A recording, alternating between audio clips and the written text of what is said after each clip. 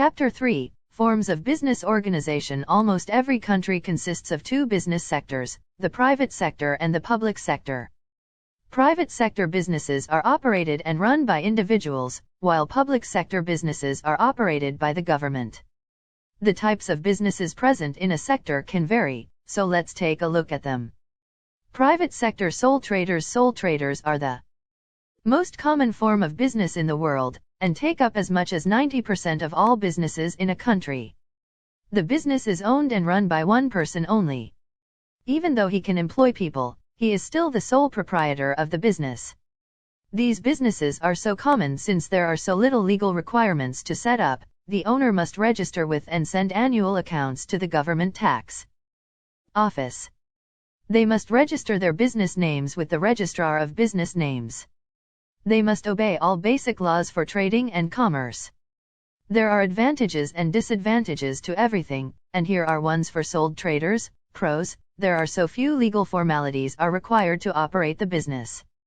The owner is his own boss, and has total control over the business. The owner gets 100% of profits. Motivation: because he gets all the profits. The owner has freedom to change working hours or whom to employ, etc. He has personal contact with customers. He does not have to share information with anyone but the tax office, thus he enjoys complete secrecy. Cons: nobody to discuss problems with. Unlimited liability. Limited finance/capital, business will remain small. The owner normally spends long hours working. Some parts of the business can be inefficient because of lack of specialists. Does not benefit from economies of scale. No continuity, no legal identity. Sole traders are recommended for people who are setting up a new business. Do not require a lot of capital for their business. Require direct contact for customer service. Partnership. A partnership is a group consisting of 2 to 20 people who run and own a business together. They require a deed of partnership or partnership agreement, which is a document that states that all partners agree to work with each other, and issues such as who put the most capital into the business or who is entitled to the most profit.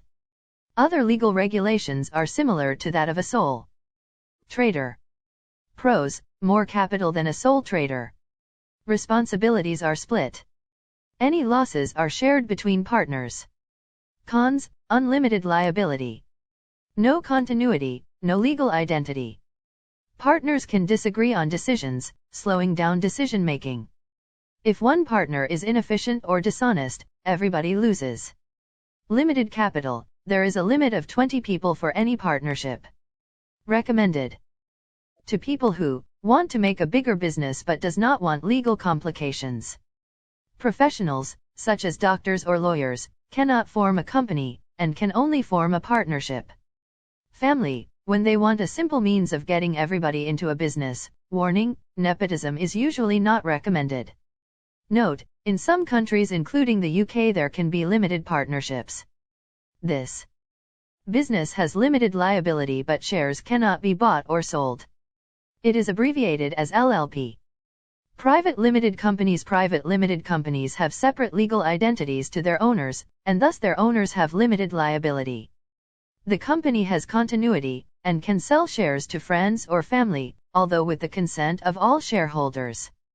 This business can now make legal contracts. Abbreviated as LTD, UK, or Proprietary Limited, Thai, Limited. Pros: the sale of shares make raising finance a lot easier.